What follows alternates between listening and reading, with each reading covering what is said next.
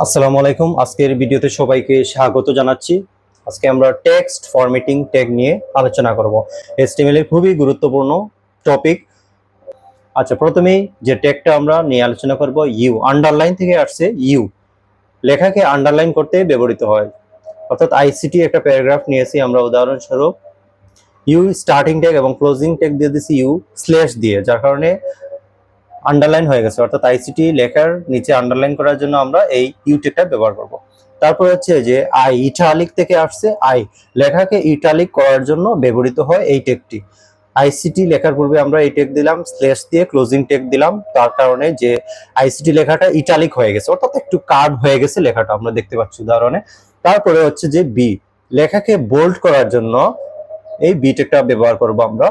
তাহলে আইসিটি লেখার সামনে স্টার্টিং এবং ক্লোজিং ট্যাগ দিয়ে দিলাম বি, যার কারণে লেখাটা কি হয়ে গেছে, একটু বোল্ড হয়ে গেছে, অর্থাৎ একটু মোটা হয়ে গেছে লেখাটা, থিকনেস একটু ডার্ক হয়ে গেছে।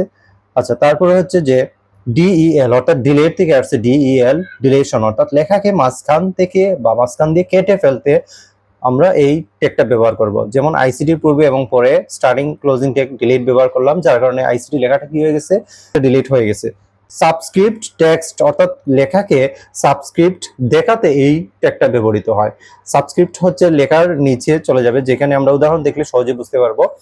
এখানে এইচ নিলাম, যে এইচ, তারপরে হচ্ছে যে সাব টু, তারপরে স্ল্যাশ সাব দিয়েছি, যার কারণে টুটা নিচে চলে গেছে। এই যে ও এবং এইচ এর নিচে টু চলে গেছে। এটা এরকম লিখতে হলে আমাদেরকে সাব অর্থাৎ সাবস্ক্রিপ্ট ট্যাগটা ব্যবহার করতে হবে।